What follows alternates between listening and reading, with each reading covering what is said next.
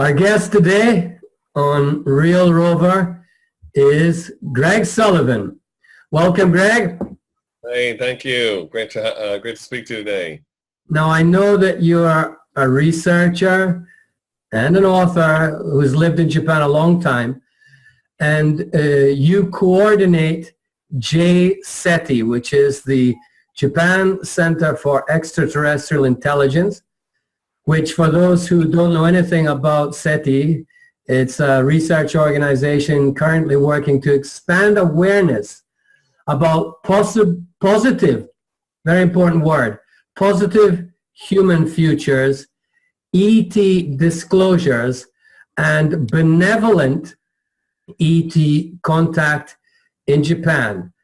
And since 2010, you've been very active in Japan, leading all kinds of workshops and research trips. Yeah, I know that you've taken Japanese people on research trips abroad. I know that you've been incredibly busy recently and that you are now in the northern part of Honshu, which most people listening will know nothing about, called Aomori. Tell us a little bit about where you are and what you're doing there. Yes. Thank you for the introduction. Aomori is amazing. It's the very tip of the main island of Japan, and it's got sort of two horned peninsulas here connected with a large, like a large, coastline in the middle. So it's like a U, like a large U. And then on both sides of that, just from the north of that is the northern island of Hokkaido. So it's quite a snowy area in the winter, and it's it's quite also well known for the Jomon, one of the ancient cultures here. And they've found tons of relics and artifacts and pottery from 3,000 to 5,000 years ago. So they have a lot of esoteric history. There's also a sort of a Christ Yeshua visitation kind of I don't know how you call it. They say that there's a grave of either or Jesus or one of his disciples is here as well. So there's a large history of mystery spots, and they have a place up here called Fear Mountain. We actually might pop up there today. It's called Omosorezan. I think they translate that as Fear Mountain, and it's one of the most famous ghost spots of all of Japan. So they have a long history of the yukai and the yokai, the astral, occult spirit world here up in Aomori. Yeah. Yeah, well, many listeners are not familiar with Japan, and you've just kind of delineated some of the richness. There you go. There's the map of the brochure here, yeah. This is a part of Japan that has lots of legends. Some people will say superstitions and ghost stories, paranormal events. I think every country has them. Every culture has them. Many people may not know that there are medieval paintings in Japan which clearly depict what any modern viewer would label a UFO. They won't know about all of the very rich and diverse tradition of contact with so-called star people that exists here, as it does in every culture on Earth. But for those who are uninitiated into this rather esoteric realm of contact with what we're going to call extraterrestrial intelligence, tell us about your entry into this field. Right. I'll just close with one other comment. The city I'm in here also has a very active military base. So every day we've got the F-16s flying around, and I was introduced to we're going to head over to the Aeronautics Museum today, who put on a screening of a film that we're helping to release here in Japan, the Unacknowledged documentary. And a Japanese pilot cooperated with some sort of Disclosure Japan efforts, and he gave us testimony and introduced us to pilots here in the Japanese Air Defense Force who have had witness accounts and have had their own contact accounts while in the cockpit. So yeah, it's quite an interesting area. My journey started, way back in grade school, reading all those legends, and I was into Norse mythology quite a bit. So I was an avid reader throughout my childhood days, voracious reader. And I also got into this quite early through a book someone in my dad's office wrote called The Occult Connection. It was a self-published work, and it went really deep into the entire Sumerian Anunnaki lineage and off-world connections, and also the all up into the modern military industrial complex and ET relations and all the it was an introduction. There was a fair bit of information that has been proven to be not true after the fact, but it was quite an eye-opener. And then in high school, another book that rocked my world was Gods of Eden by William Bramley. That's a sort of a keynote. That's sort of a touchstone for a lot of researchers. I think they reference that book a lot. And then my actual first contact experience was on a visit to the JCETI ranch in Washington. I was living in Japan full time at the time, and I the term, the Mount Adams, the word, and the fact that there was a lot of phenomenon happening there kind of went in one ear and sort of floated in the back of my mind there. And then just a couple months later, I was in the Portland area for a very good friend's wedding, and Google Map had just come out, and I just Googled, Mount Adams and realized it was not too far from the person's house I was staying at, another friend from my home area. And anyway, on my last night there before flying back to Japan, I was able to swing by for about a 3 or 4 hour visit, and that's when the sort of switch was turned on for this entire mission here. That's when it really kicked into high gear. So you're a young man who is introduced to rather, occult. For a lot of people, it may be interesting to note that occult simply means hidden. Yes. It simply means hidden. It's knowledge or information that's hidden from the general population. And this actually has a lot to do with what we're going to talk about today, because the key word is disclosure. To disclose means to reveal something that has previously been hidden. If it had never been hidden, there would be no reason to disclose it. Exactly, yeah. The presumption of disclosure is that something has been hidden for a long time. So for a complete newbie in the field of contact, they hear the word disclosure, and we've just explained what it means, and they're going to say, well, what's been hidden? What's been hidden? We know everything. We've got Google Maps, every single part of the world. We can walk up a street, I mean, I watched the movie Lion last night, and there's an Indian guy finds his way home, having got lost as a child, using Google Map. We can see everything. We got satellites in space.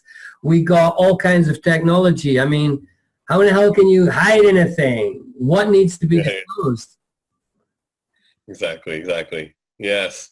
It's a huge story, and it's actually begins, thousands and thousands of years ago. But I guess in the modern era is the fact that there's been this 60 to 70 year cover up of all sorts of information. We were with one of the main staff of the Aeronautics Museum here last night having dinner, and the Brookings report came up where I was reminding him that the reason why JAXA, the Japan NASA, can't release the photos they took of the moon is because they have NASA breathing down their neck. And then the reason why NASA won't release anything is because they have this mandate where when they first started, that they said that the likelihood of finding extraterrestrial evidence is very high as we journey into space, but who's going to decide to release that is is us, and we don't have any responsibility to the public to release anything, immediately. The decision is completely up to this private entity. So that's a sort of a starting point as to where this cover-up and the actual. That's a very good starting point, Greg. I'm familiar with the Brookings report, and again, for people who may not be familiar, NASA was founded on the premise that we are here to go out and find the possibility of extraterrestrial life. That's our mandate, basically. It's not like we're going to mess around and play in rockets and just zoom off nowhere for no purpose here. NASA is here to find extraterrestrial life. That's the whole bloody point, Jimmy, right? Let's get that clear before we go anywhere else. And then what they do is they get a world-class gathering of scholars, sociologists, psychologists, psychiatrists, physicists, human behavior people, and they say to them, okay, we need to create a report here based on the fact that we could find extraterrestrial life. Let's say we find it. What do you think, Dr. A, B, C, D, E, D? What will happen if we release this information to the public? And after a lot of work and a lot of writing, they came out with the Brookings report, which basically said, in a nutshell, we shouldn't tell them. Yeah. Because they'll freak out. It will cause religious wars. It will cause pandemonium. So we got a bunch of eggheads telling us how we're going to react. Yeah. That was the cover story. Predictive programming. That one report, right, Greg? That one report has just totally stopped any communication about extraterrestrial findings since NASA was founded. We need everybody to know this. I didn't make it up. You didn't make it up. Yeah. That's the story. That's the narrative we're dealing with. So please continue with what happens next with disclosure. How does this match with disclosure? Yes, exactly. There's been this roadblock or sort of, that official policy throughout the Air Force and other related decisions that were made regarding the topic of releasing extraterrestrial evidence and or in interaction with the Earth or scientists or military assets, and so the whitewashing and the stonewalling and the complete 100% cover-up is sort of wearing thin, and we're at a point now where, obviously the large turning point was the Disclosure Project done by Stephen Greer in 2001. That was sort of an enormous sea change where, as you're well aware, that after that point, the 80s and 90s sort of X-Files and all the shows that used to be on regarding the topic really changed dramatically into the whole, History Channel, Ancient Aliens type of, a lot more of a more realistic angle on the topic, and a lot less of a scary take on it. So the fact that an NPO or a collective of independent activists, so, and you could say in a way, got together and were able to cause such an influential worldwide change was amazing. And that was, sort of stage one. And now we're heading into the era where more and more people are making contact of their own directly. So the whole disclosure issue is by no means completely based on the system we have now. The childhood's end, Arthur C. Clarke scenario of this awakening, consciousness revolution that will be, the revealing that we're not alone in the universe, that's going to change everything, every aspect of life on the face of Earth. So, I think that's a positive thing for 99.9% of the people, but we have that 1% that sort of has had this control matrix at their fingertips that are resistant to the change. So, indeed, very resistant to change. And, I think when you work in a large company like NASA, which has checks and balances that have to be there for the public, you also have an inevitable hierarchy of control, like any organization, like any army, like any government.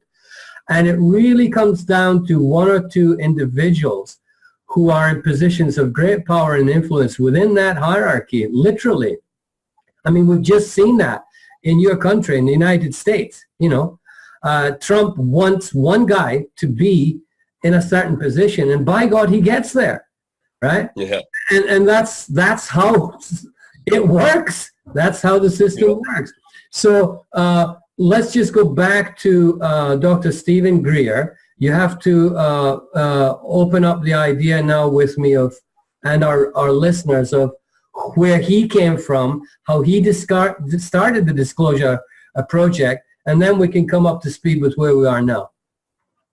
Sure. Well, I think there's a lot of great research that's happened up after that and before that, but it was sort of there was a lot of I think the fact that it was a group effort, you had a lot of people trying to prove that, this through government documents, and then a lot of times these the counterintelligence operations, they always co-opt the same technique that the researchers use. So in our talk in Japanese there the other day, I mentioned it's like one of the main tactics they use is, as soon as something real pops out like this, they then flood the market or flood the media with very similar copies, kind of like brand copies coming in from other parts of Asia into Japan. They say Gucci, it looks like a Gucci bag, but it's not. So that's happened with documents like the Majestic documents and other ways that people were trying to prove the issue. But the fact that all these people went on record on camera with their real names, and also the big thing was that through the Disclosure Project witness testimonies that a lot of the mechanisms of control and also the reasons for the cover-up were finally revealed. So that was really huge. Oh, I'm interested in that. Tell us about that. Well, of course, that the fact that for people now, it's become a lot. It's one of the most obvious points now, but the fact that the topic relates to high technology and advanced sciences, which were, the mechanisms of spacecraft are not using rocket fuel or gasoline at all, so gas motors, engines. So that connects into these advanced sciences and the zero-point energy, free energy devices, and basically a whole new macroeconomic system that would be possible once the presence of these technologies were revealed. So and then the fact that through events like Roswell and other crash events and actually a UFO spacecraft that were shot down and recovered, a lot of the material was recovered and studied. And so through reverse engineering, the scary thing was that these rogue black ops groups were getting enormous amounts of technology. And if you read the book The Day After Roswell by Philip Corso, he talks about how a lot of these projects went and patented some of the very profitable materials like that became Teflon and fiber optics, and that turned into unbelievable amounts of black budget funding for their secret operations. So it's a whole the cover-up has grown into this enormous 8-headed hydra of a monster, and so yeah, this is another important point we should get clear with folks here, lest they think that this is a ridiculous conspiracy theory, that could never happen, and no, that's not how we operate. We go back to the example of Edison versus Tesla, and that's not a conspiracy theory, that is history. We have one man here whose scientific genius far surpasses the other, and his name is Nikola Tesla. And we've got a very business-oriented, politically well-backed-up guy, Mr. Edison. And one has a technology that is akin to free energy, and the other can make an awful lot of money selling electrical equipment to people using his system, right? And many people will not be aware of just how much coercion and really black money and threats were carried out against Nikola Tesla, who ended up a broken man as a result. Yeah. We can't just easily say, nah, it's a conspiracy theory. It happens all the time. Yes.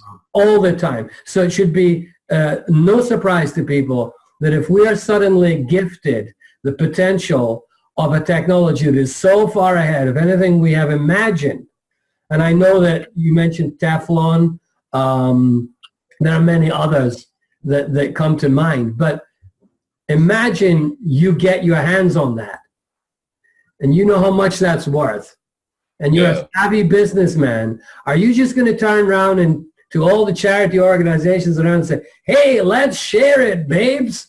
You're not going to do that, right?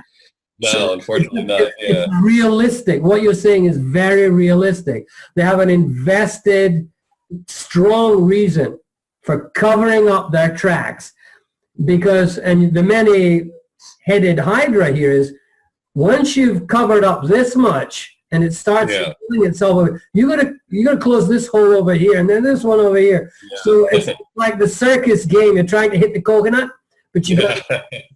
They're busy too. They're busy doing their own thing too. Yeah. They're busy.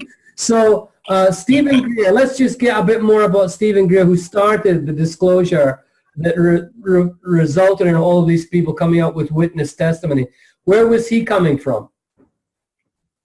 I know he was basically an emergency room doctor at that point. I know people should read the book A Hidden Truth, Forbidden Knowledge for sure. That's really I kind of ground zero for this disclosure movement. Basically, that's the story, and that's also in the movie Unacknowledged. That's out on Netflix and stuff on iTunes. So. We've been screening that in Japan here and doing an official Japan version, but it's quite an amazing story. But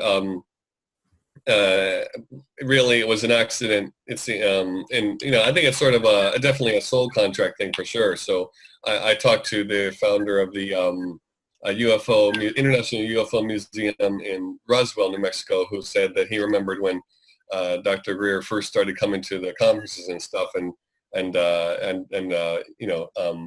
there was a time when he wasn't as well known as he is now. So it's been a crazy journey, and I actually, you go through some of these points in that book, and it's like you got it, and then your first reaction is you got to be kidding me, and then I've actually lived through very similar things here during our 8 years of work in Japan. So it is quite an amazingly deep rabbit hole.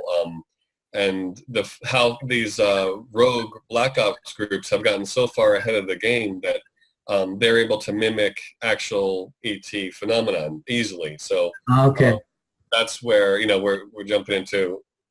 It's hard to keep it simple here, but I think that people can take a look at those materials and find out about the Disclosure Project. Definitely, it's all in English up on YouTube for free as well. But the reason why we've been reviewing that from the start is because in Japan, that information was really boycotted heavily throughout the publishing industry here. So it's sort of a step. It's sort of step one, square one in this new research, new UFO ascension research paradigm. So again, to recap, it's a very deep rabbit hole. Viewers are encouraged and listeners are encouraged to read the books in question, because it would take us a whole day to go into the background of even some of the individuals who've come forward with information. Those who are already familiar with the older paradigm of UFO and extraterrestrial research back in the 50s and the 60s, names come up like Alan Hynek, who advised, he actually advised the Air Force and the U.S. government, and was a scientist. He was a skeptic, and he came out the other end like totally and utterly convinced that we are dealing with something very real. And in fact, for some listeners, it might be interesting to note that Holloman Air Force Base, which is in New Mexico, where recently the Sunspot Solar Observatory was closed down, actually happens to be the location where it is strongly rumored in the 1960s that there was actual physical contact between the U.S. government and a ship that did land. And as a reported film was taken, History Channel has gone over this. So, I think we're a bit farther on than just legend here, even in the old paradigm. That's the old paradigm. The old paradigm was they're coming in spaceships, they're either going to shake our hands or going to blow our heads off, and they're kind of scary, and we don't know who they are, and all of that. And then we had, like you said, the X-Files, we had The Fringe, we had all kinds, and of course we had the brilliant movie Contact. That was one of the most brilliant creations ever, suggesting that if we do make contact, they're not going to come up in spacesuits. They're going to appear as embodied parts of our memory, which might be our father or our mother. And they said to Jodie Foster, who says to them, "You're not real," says to the guy who looks like our father, "You're not real." Yeah. We've been doing it this way like for billions of years, as if to say, we know how hard it is for you poor creatures to even begin to understand the level of civilization that we're coming from and what we can do with our minds, right? And that kind of opened the door, but a lot of people didn't get it. They wanted guys in spacesuits. And now we're at a very different place. Where the propaganda and the imaging of all these, the old images are, they're still hanging tough in a lot of people's minds. I agree. Yeah, we need to change that. We need to change that, and but it is happening. We're seeing a lot more films suggesting that the mind is a much mightier creation than we may have imagined. I mean, we're already talking about controlling machines directly with our minds. But let me just get back to, you said that the Black Ops people now have such sophisticated technology that they can fake a UFO sighting, which then they will later refute and say, see, it was technologically created by us. Can you talk a little bit more about that? Yeah, that was a great point. And recently in the film Unacknowledged, as well as other lectures, a lot of the sightings that we all grew up reading about, especially like the Hudson Valley flap, and that's near where I grew up in New York State. A lot of these, the classic UFO is known to be this mechanical device that has panels and rivets and windows, but actually a real spaceship is way more advanced than that. And so they've had this whole psyop that's gone down, where that they have their advanced spacecraft that started with the Nazi Bell during World War II, and all those scientists they brought over with paperclip went on to continue that aeronautics development in the Southwest desert, New Mexico and Nevada. And so then they would do these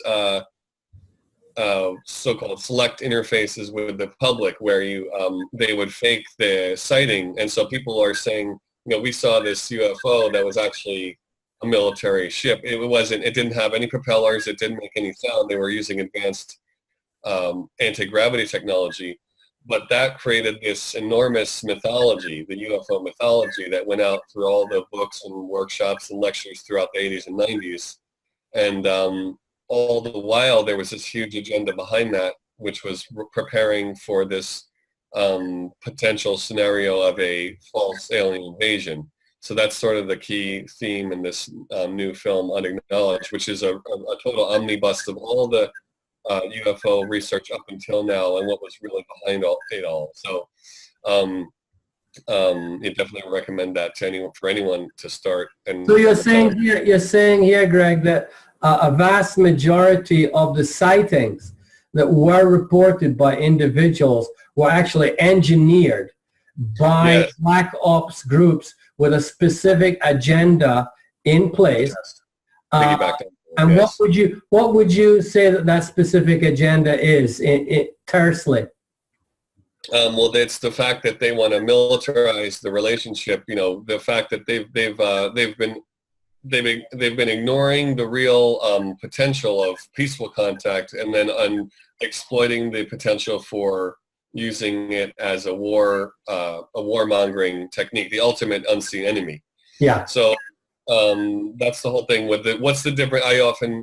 There's a big part of the lecture I do as well that says, what's the difference between half disclosure and full disclosure, and also anti-disclosure, you know? So, and the half disclosure is that where you have this scenario where they say the AETs are real, but they're a threat.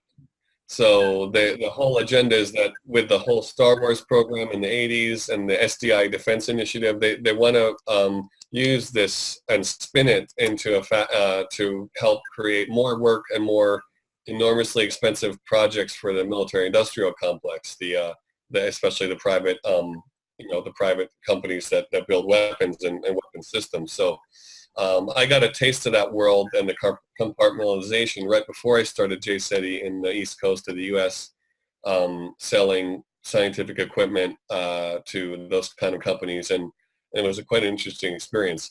But anyway, the agenda would be, so they have the control where they would then be able to, let's say, shoot something like maybe, I don't know whether it would be an actual weapon or some sort of beam weapon, and if they needed to, they could destroy a couple cars or a couple buildings and make it look like it was War of the Worlds, you know. So the fact that people... If I may interject here with something that will kind of corroborate that. I went to study remote viewing in 1997 at the Farsight Remote Viewing Institute, which was the first open to the public remote viewing school after the declassification of remote viewing. And so my class had a very eclectic range of people, including a NASA engineer, an obviously very brilliant man. And so I got to chatting with him over the 6 days that we were practicing and studying remote viewing. And he said, oh yeah, we've got space platforms now. This is 97, with plasma beam weapons right on them, ready to use at any time. And I pressed him a bit further, and very characteristically, he said, that's as much as I can tell you, but it's okay to tell you that, right? So he's got no reason to be, generating a whole crock of shit. If he's a NASA engineer, and I'm sure he was, some unknown guy from Japan, and he's got no reason to make this up. We just happened to hit it off after a session, and he let it out, right? So 20 years ago, we got plasma weaponry aboard some kind of platform above our planet. Yeah, that's for sure. And God knows what kind of level they're at now with that. So it makes sense that the military-industrial complex, which makes nearly all of its money from weapons, the arms business is the biggest business on earth. It makes every bit of sense that now they're running out of self-created terrorists to extinguish. The ultimate terrorist, the ultimate ninja terrorist, my God, is going to be the alien. Yes. It's a Valerian. He can turn into me or you. The Venetian. Yeah, the person in the Disclosure Project who brought that out was Carol Rosin, and I recently was in touch with her. She's going to do a quick talk for us for the bonus footage of our DVD of that film. But her testimony is one of the most important that was actually given to her by the Nazi scientist Werner von Braun, who helped develop the V-2 rocket and really with NASA in the early days. So yeah, he was aware of this agenda, at least existing from the 70s. So that's this whole PSYOP has been in the works for years, and what's the only thing that can challenge that is having your own contact experience. So when you do, and now this whole thing, they've called that the ARV, by the way. There's some vocabulary we haven't covered. They have the flying, they call, one of them is called the Astra, like the triangle. Yeah. And a lot of the stuff, a lot of the ships and the UFO photos you see in kind of tabloidy magazines they're actually rolling out one different model or another. And the triangle is called, one of them is called the TR-3B. And they have been filmed with night vision at times by people in let's say, Las Vegas or other parts of the U.S. And there's a video of one that was over Paris. I don't know how authentic that one is, but these ARV, alien reproduction vehicles, are reverse engineered spacecraft. They're not at the level, of course, as the real ET ones, but they are, since they have this propaganda feed that's been put into the public's mind all throughout all sorts of media throughout the world, that people automatically assume they've already made the link that type of ship is an ET spacecraft. Mm-hmm. And then when those kind of things start using those plasma weapons or doing aggressive maneuvers and right in front of you, then it's set match. It's a done deal. They're aliens, of course. They're aliens. Yeah. Well, that's an important point. Again, one word we need to clear with listeners is psyops, because it may be new to people. What is a psyop? I know we're going to be subtitling this in Japanese, so for the English folks watching, we're actually having to rewind and pull these topics down to some of the beginner levels. But yeah, the PSYOP, psychological operations, is a form of it's sort of I guess you could say, a military tactic of brainwashing, and it's a form of advanced propaganda and using advanced psychology, which the Nazis were pros at, of course. Yeah.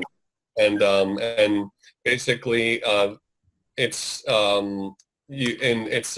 adjusting people's impression of information that before they can actually get the truth of it, they are inserting different impressions and false realities, helping people make misleading into wrong assumptions and wrong conclusions. So with the topic, give us an example of a brilliant psyop. 9/11. Oh, I was going to say the same thing. I'm from New York, and I was born in New Jersey, right where you were talking about Edison. I was born in New Jersey, right across from Manhattan, and New York's my home, my baby, my home city. But I was in that. Looks like we got, sorry, we had an unstable internet connection there for a second. How did you, as a New Yorker, see what we both clearly understand as a PSYOP, 9/11? How did you see that, and how quickly did you see it? I saw through it within a week. I used to live downtown I was living right near Wall Street in my third year of college at New York University. And so I had friends still living in the neighborhood. So I was down there in my old neighborhood just a week after it happened, with all the smoke and the molten lava from the nanothermite still burning in a pile. Basically the 9/11 is this whole thing where it's this dramatic terrorism where these enormous towers, something you'd never think you'd see happened. And basically that was, your logic goes offline. That's a good line. That's a good line. Your logic goes offline because of the shock and trauma effect. Yeah. Yeah, the dials slam, and the same thing with the UFO phenomenon and UFO sightings. It's this very high energy experience, so that floods the perception, and your ability to reason with logic gets put off to the side, put on hold. So that was a very well orchestrated. And then, as people start to realize that what happened with Washington, D.C., where was the crash plane in Pennsylvania, all these what happened with WTC-7, the demolition, all these enormous holes in the story. So I actually had I was working in the World Trade Center. In my lead up to doing JCETI, I had an interesting experience with synchronicity at the site as well, where I had some signs come through. I was doing a job, a sound engineer job there at the Winter Garden, which is right at the foot of the towers where they collapsed. And it was, I think, it was in 2009, I believe. And I was there, and I was at a convenience store in the little deli, and the National Enquirer tabloid headline said "human sacrifice ritual." Oh, That was one of them. And then this researcher in Denmark had just come out with the nanothermite theory, and that's a whole other story. But I was standing listening to a guide talking about the disaster, and I was really looking at this information very deeply. And I said, I looked at him in front of this group and said, how can you reiterate this nonsense to these people? And we had this little exchange, and it was so funny. He called the group. He said, would the people from Denmark come over here? And I was just looking at this report that had come out the day before from a Danish researcher who had the orange flakes of the nanothermite from the steel beams that he had revealed, and the dust. So it was like all these keywords popping in. And they were from Denmark, Idaho, or Denmark, Michigan. So it was just, I was laughing to myself there. Oh, yeah, these synchronicities do tend to occur like that. Yeah. Yeah, well, Yes. if for those of us who, for lack of a better word, for those of us who have awoken from the days of having our logical systems put offline by a series of traumatic informational events that paralyze our ability, many people's ability, to think rationally and logically, unless people out there still believe this absolute fiasco was perpetrated by terrorists. Ask yourself two simple questions. The plane didn't go into the tower, it went through it at a corner, right? Right. At a corner. So you got, and most of the explosion happened outside of the building. Before we get into thermal and anything else, you can see that the plane exploded outside of the building, not inside of the building. Yeah. Steel melts at over 1,000 degrees, and gasoline burns at like 800. And there's no building in history, up until that point, no building in history has ever collapsed to the ground due to burning, ever. Right? Yes. So you just need to think about that. It took me about 2 days, not a week. And I was lecturing to Japanese about this crock of armadillo turds, and they were all like, oh, this guy's out of his mind. And then we have all of the rumor mill and conspiracy theories start. But logic was offline, completely offline. Yeah. That was a brilliant psy-op, and that's the point we need to get to. If you can do that, if you can pull that off and get nearly everybody to believe that, nonsense, it's not even physics, it's nonsense, then of course you can generate alien agendas. Of course you can generate spacecraft sightings.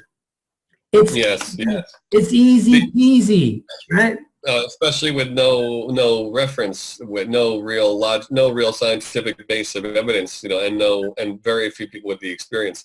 The other key word we need to tie with the PSYOP real quick as a closing point is hypnosis. Yeah. It's a form of hypnosis. And I remember they would repeat that shot close up with the boom, the tower's coming down. They had that on repeat on the news, and I would be at work, and our studio owner at the time had a giant TV in their house, and I was working at a recording studio, and I just, every time they had that on for days, for weeks after that, they would just keep repeating that one clip where the building 2 came down, the collapse, the moment of collapse, Yeah, there's some noise outside my window because of dismantling a house, and let's say that they wanted to do it quickly in the old way, which is to just set a bunch of bombs around it, and then they blast it, and the house falls down. And let's say you've got 100 tons of material falls to the ground after the house has been destroyed, well, that pile is going to be about 8 feet high,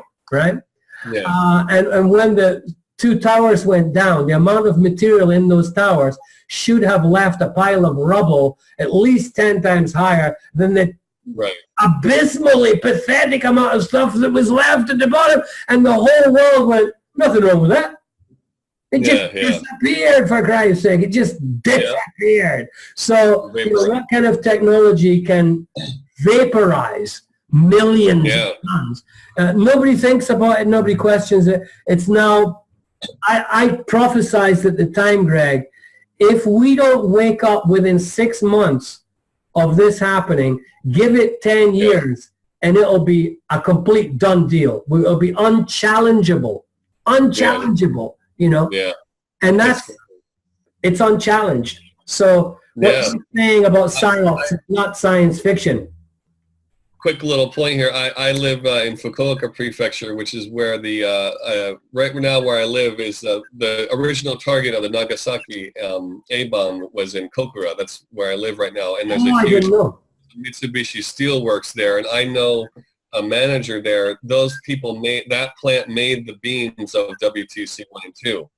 Oh, they were made in Kyushu, Japan, and they said our beams would never bend or break like that, or melt. They knew it wasn't true at all.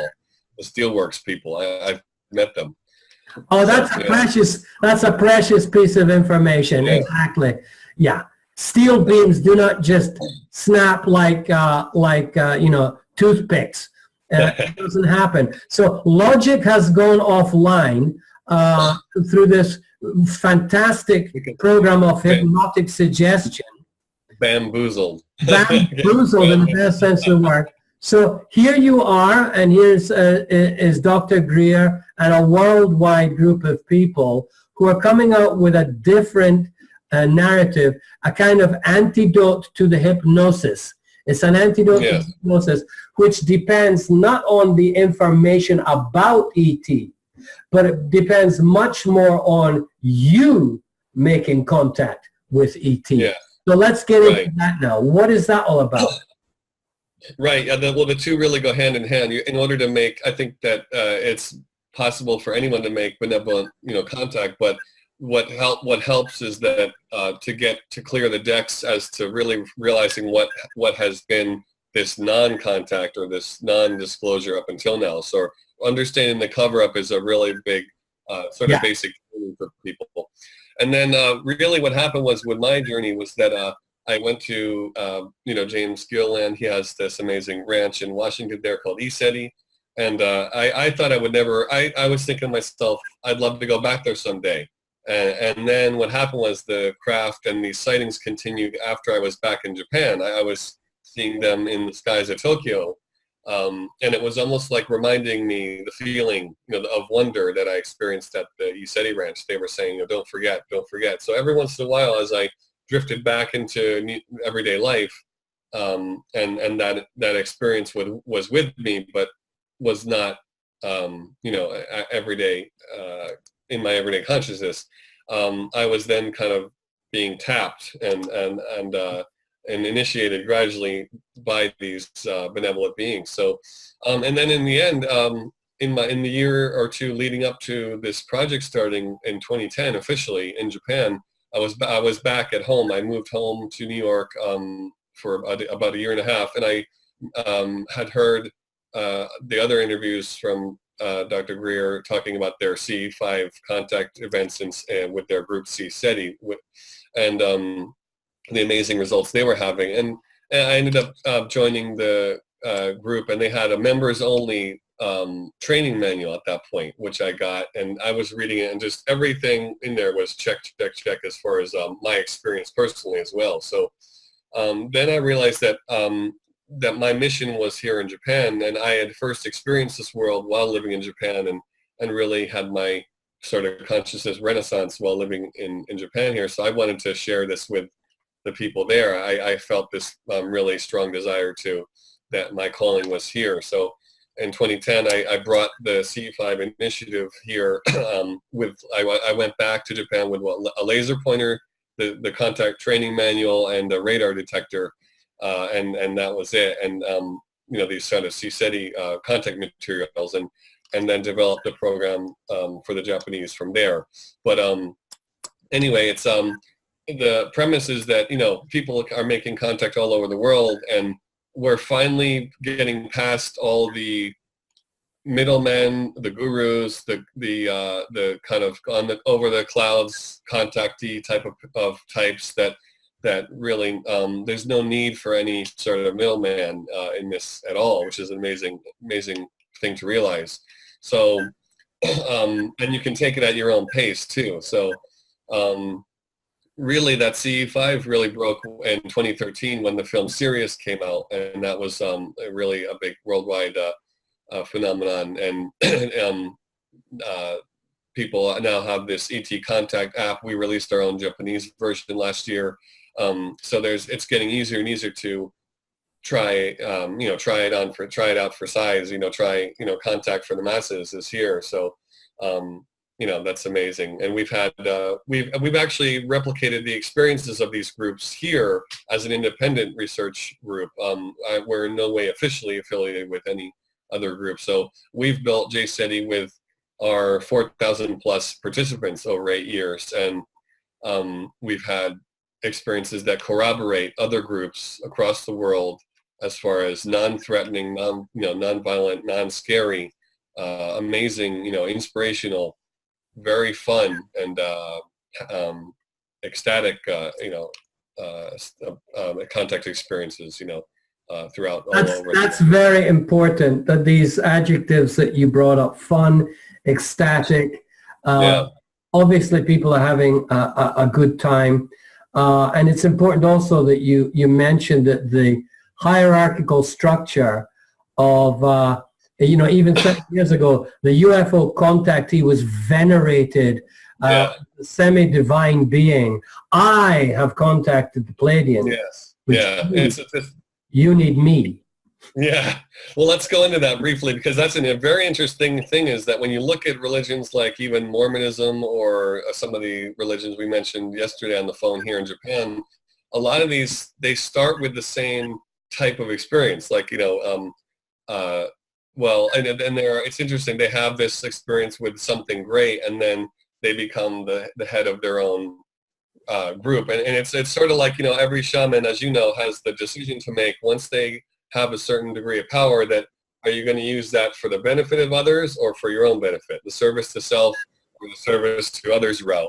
So that's the ultimate choice. And unfortunately, the fans of this topic of the world have been at the privy of the negative shamans and the people, when you do an ayahuasca journey. I've never done that, but I know that there's the shamans that. As soon as you mentioned that word, you froze on screen. As soon as you mentioned ayahuasca, you froze. Wow. But that's interesting timing, because people may be interested in looking at Pablo Amaringo's beautifully well done art book called Ayahuasca Visions. And Pablo Amaringo was one such shaman that you brought up. And he was able to recall his visionary states so well that he could paint them. Wow. And I would say in at least 50% of his extraordinary, beautiful, colorful paintings, in at least 50% of those, you have what would be decided by most people, extraterrestrial beings, UFOs. Right.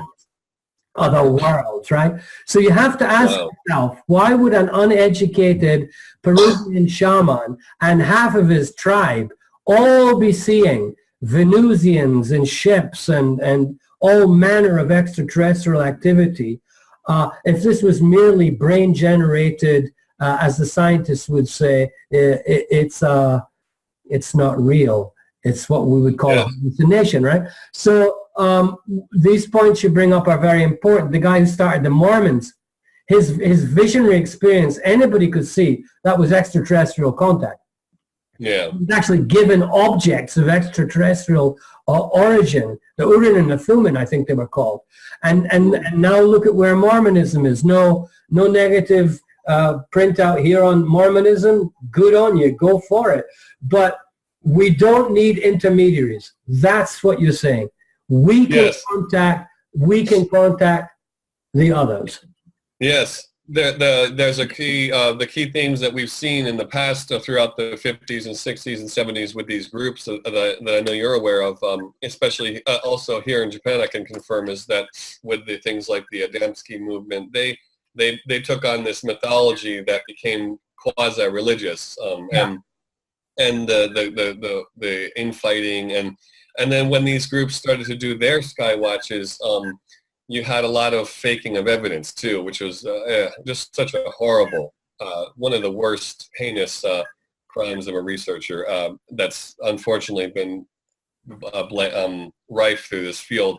And the competition game would begin, where you have someone would take an amazing photo, and then the jealousy factor kicked in, and they would start to use that for power, and people with that kind of evidence have a certain power over others to have no experience with it, and that again can be easily abused even within the lower ranks of those groups. So thank goodness now we've gotten to the point where all these groups doing the CE5 and their own contact around the world, they're their own research generating machine. They're their own evidence generating machine, not in the fact that they're making evidence, of course, and falsifying, in the sense that they're doing their own field work and collecting their own data.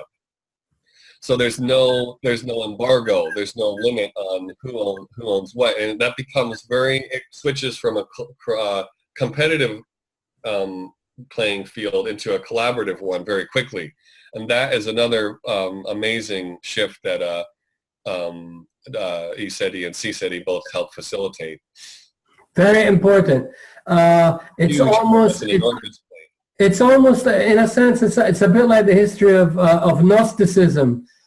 In the 1st and 2nd century, the Gnostics were in real competition with the founding members of what we now know as the Christian religion, and they made it very clear that direct contact with the divine was the way to go.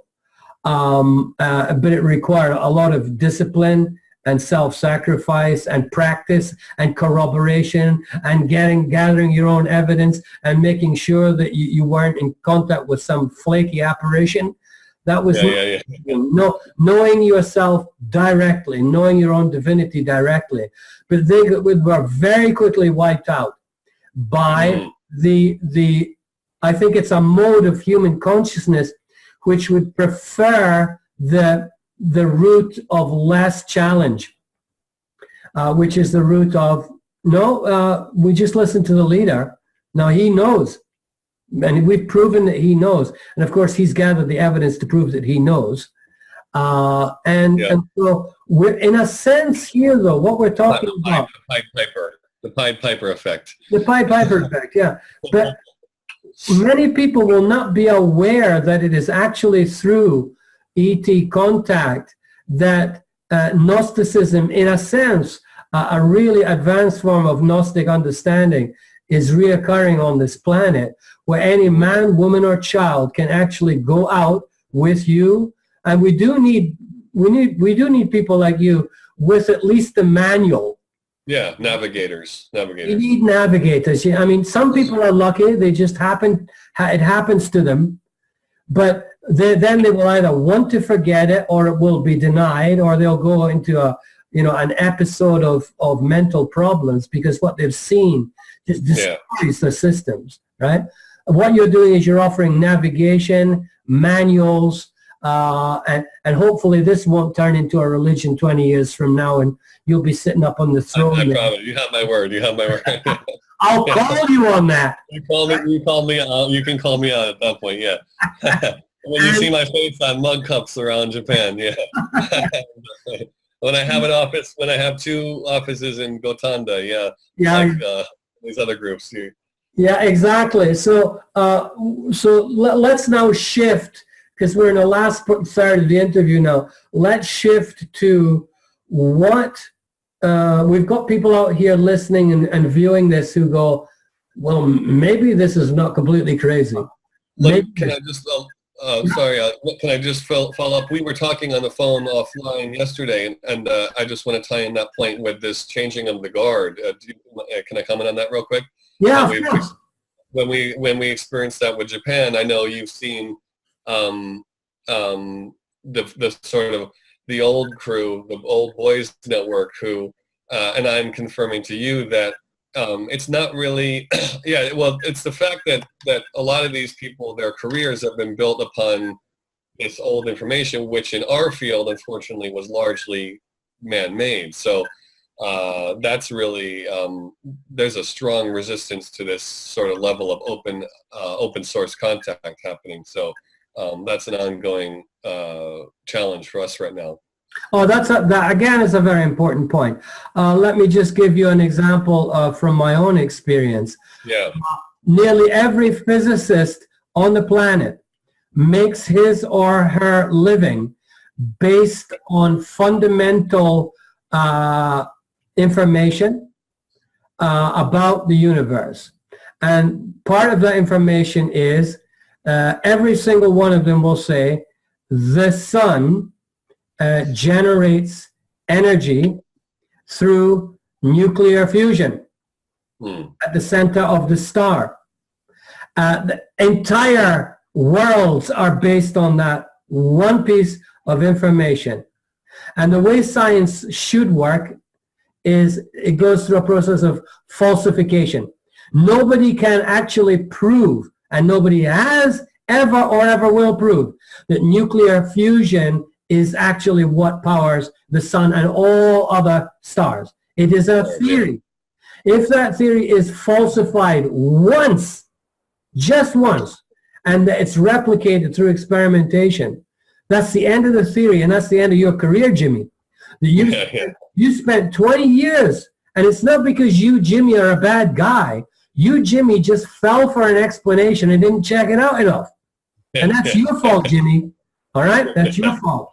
So I interviewed Walt Thornhill, who has for 30 years been talking about the electric universe, the plasma universe, an entirely different view of the universe. And at the beginning of our interview, I read some of what people had written about him on Wikipedia: pseudo-science, hallucinatory, incredible derogatory stuff written about a real gentleman who's done his work and done his research, and he has a very, very good grasp of it. So lest our listeners think this is all flaky stuff, it's real. Careers will be demolished overnight when they realize you guys were venerating an American-made machine, which you thought was from Venus, and we just proved it's actually from Los Alamos. Yes. Where did that leave your career, Jim? And of course, Jim's going to come at you with a lance. No more TV appearances for you. Yeah, no more TV shows. No more books. Yeah, I mean, well, unfortunately, there's this the people who have and then my last comment will be that in Japan, these people have deliberately ignored this information. Deliberately. That's a betrayal of all their fans and all the people of Japan who could have benefited from this.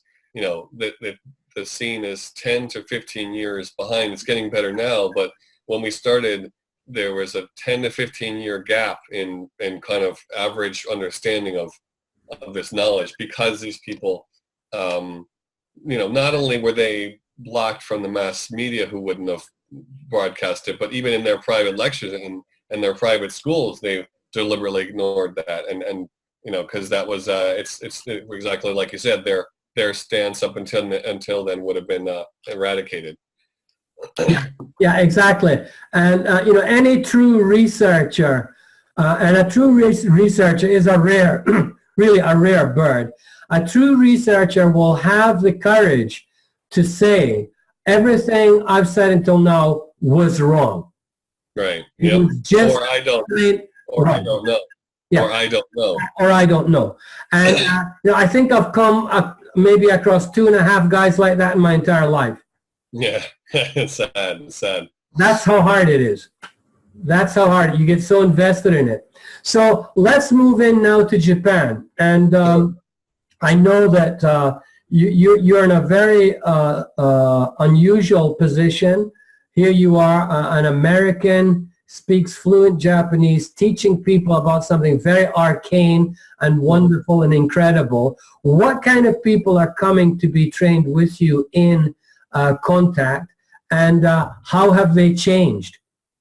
Thank you. Excellent question. Yeah, it's been an amazing journey, and I can delineate these people into several different groups. You know, the early phases was it's always had a mixture of you know, the folks here are so open to the information when they actually take the initiative to come. They're really open to anything. So it's been just hundreds and hundreds of pure-hearted, beautiful souls. A large portion in the first wave, I noticed that especially in the Tokyo area, there were a handful of people that were coming just because it was something new. You know, the sort of sometimes you would call them the spiritual obake. You know, they go to any and everything. They have enough time and money to go anywhere. So we met all those kind of people. But then there's the people who came out of the Adamski and the old guard and who have upgraded, and they want the truth. They want real contact. So they're ready to let go of their old experience, and they're ready to take on this new level of direct contact too. So that we've been with them. The other level of people I met in the first 3 years were my soul family. Amazing reunions, one after the other. People in the event, or oftentimes people who held the events. As you know, in Japan, there's a very active community of people inviting teachers to go to their hometown. So we often get to travel to very minor areas, rural areas, which are in our contact work. We're not in the city. You know, we're often way out in the countryside. So in places like Toyama or Okinawa or other places, I've met my spiritual family and soul past life connections too. And then we have the Japanese contactees, the Japanese star people in the Indigo community we support. The young people, children, families who haven't had a place to share their experience before. So we have this community effect, and we've connected several people who want to get involved we've been a bridge for people who just didn't know about each other in their prefecture, or we've also liaised with groups that were at odds and smoothed those out. So through this work, we've had so many amazing interactions on the earth side and the human side of things as well. Oh, that's really encouraging to go out as you are now to what we call the boondocks of Japan, places where nobody would normally go who's a lecturer. Those, in fact, are the places where one often finds the jewels. Yes. Where one finds... I can remember being in Toyama, which I know, Toyama is the Colorado of Japan. It has the Northern Alps, as you know. It's like the Rocky, you know, the Canadian Rockies or the Rockies of Japan. And that's where I had one of my past lives as a Japanese person. And I remember the woman who invited me was, they had a grape farm, a huge grape farm. And they had a house on a part of the orchard that was kind of a staff house. And they had me stay there, and I had the whole house to myself, and that's where the events were held, and we went to a nearby ski field to do the contact work. But I remember in the second time I went there, the first time was so amazing that we immediately scheduled the next event, which often happens.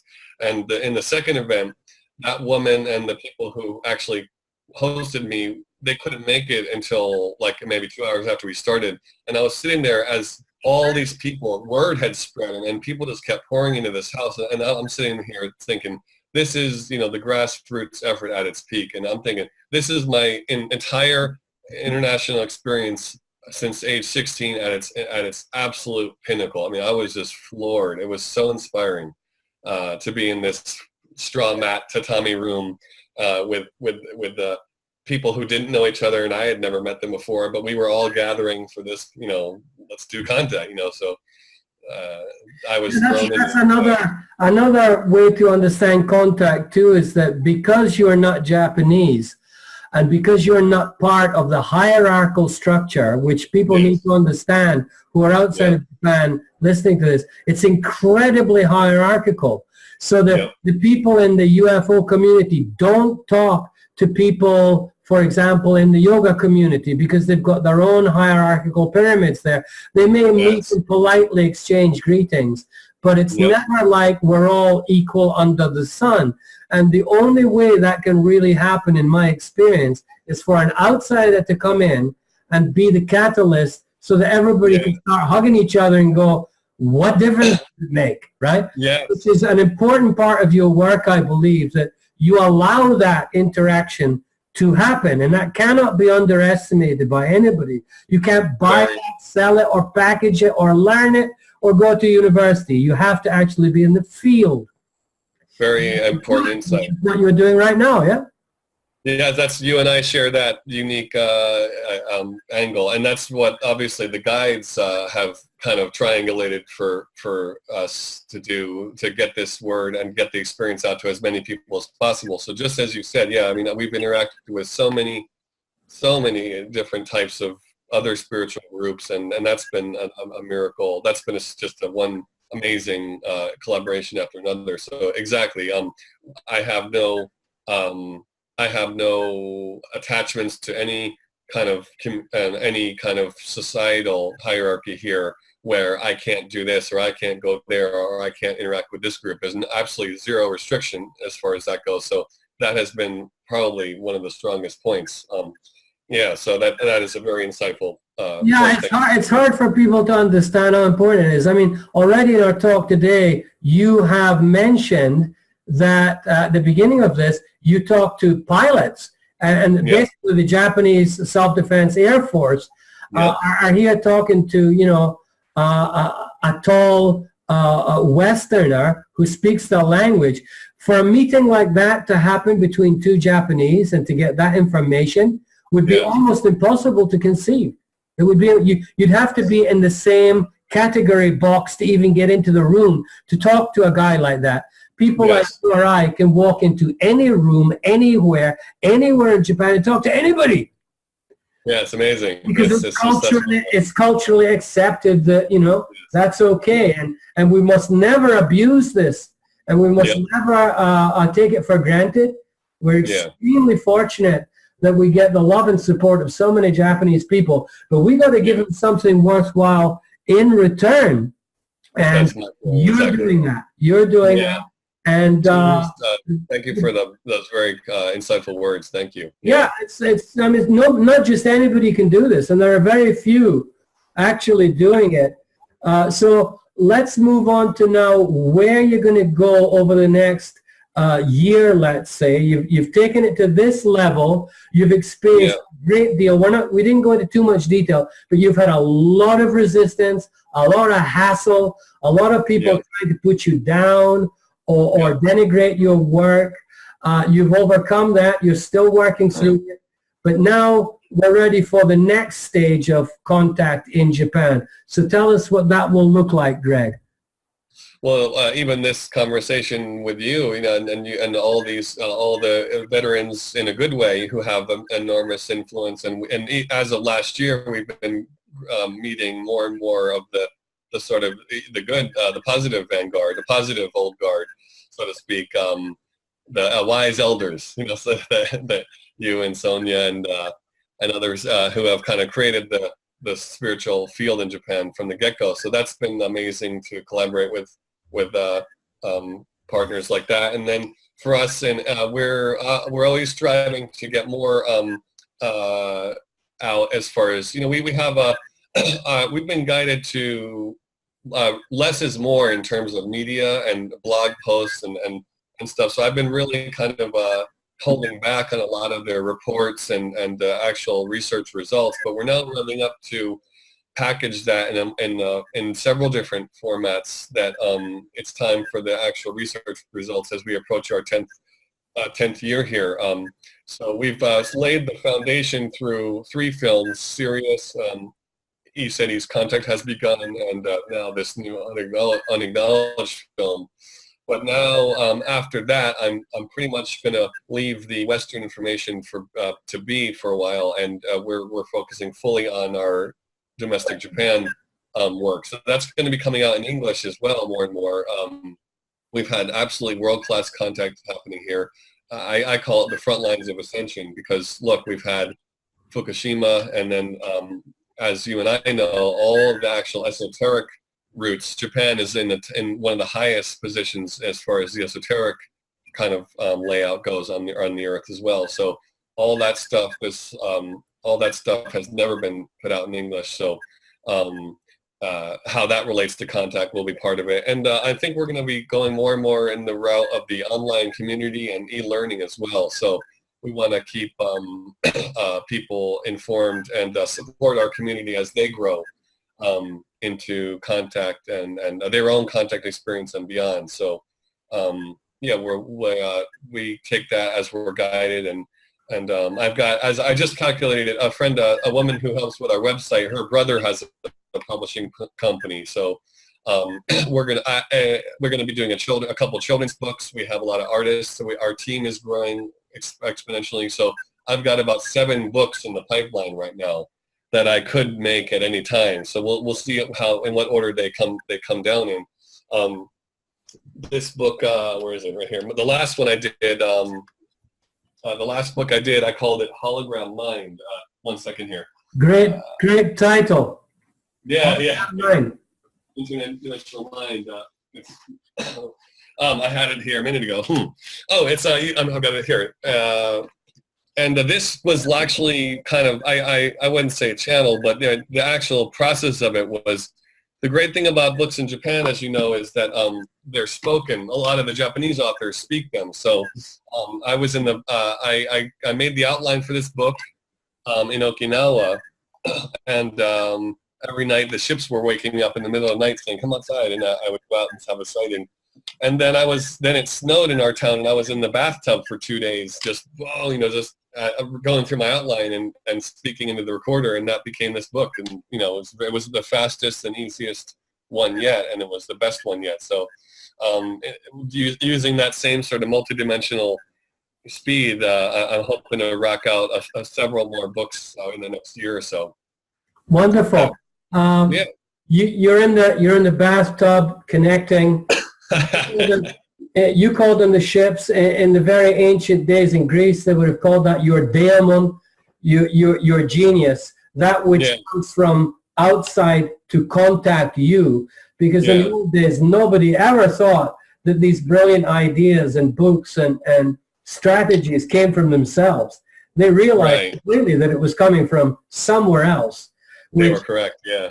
Which is the holographic mind. And, everywhere, all time, in every instant, in every point of time is holography. So, contact in a very, very broad understanding involves everything and everybody. And it's not just about a specific bunch of aliens trying to come and teach us something.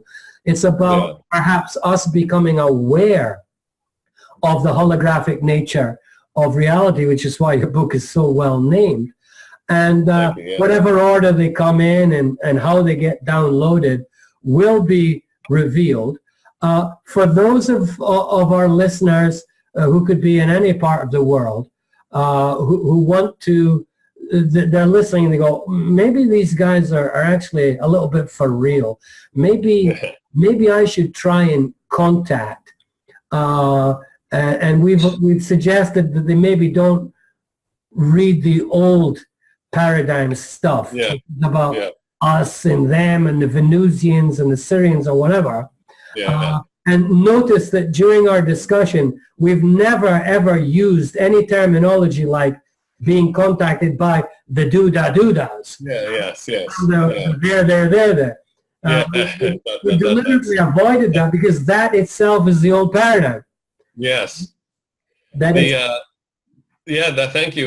We're definitely going to be having we've added a search engine to a content page on our website. So we're now making an English version of that. So we've got a ton of information ready to share. So just at www.jceti.org, jceti.org is the site, and we're going to have a part of the header banner that will say an English page here, so people can click into that and they'll see my English interviews and English videos, and this video will of course be up there as well. So I should have hopefully have we've also created a training series of videos where people can actually do the simulation where we show ground light phenomenon and how these ships appear in the sky. So that's sort of a first of its kind tool that we've had since 2011 here actually. So we've got an English version of that ready to come out, and we'll share some of that as far as that can help out with people in their own field work at home. Good. And I think in ending, we need to leave a caveat with people to be very careful of black ops, psych ops information, which does tend to be specific about we contacted this group and they taught us that, and then they warped us to this planet and we went to this secret base and then we figured out this secret technology, and one wonders, what is the heart? What is the heart behind such information? You have to ask yourself this question. What is the heart? Does it make people feel joy? Is it expansive? Does it make them feel more creative, more loving? Because if it doesn't, chuck it in the trash, baby. That's not going to help anybody. I often say the same thing and to people here. Definitely, it's how does it make you feel like you can do that? Because a lot of that doesn't. It's it's just a self-aggrandizing, self-appointed gurus and self-appointed the hierarchy. You can make contact. In fact, the very meaning of the word contact requires at least two intelligent entities, and one of them has got to be you.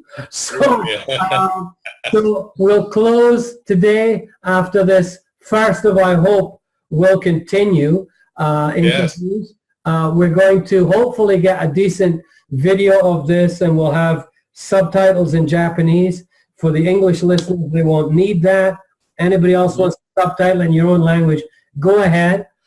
This has been an enlightening talk between Real Rover and Gregory Sullivan, and we are much obliged for your time and wish you all the best in Aomori with today's events and everywhere else that you go in Japan. May you be protected at all times. Thank you, Echan. Thank you very much. Okay, cheers bye now. Let's meet again in Kobe there. We will. Bye now.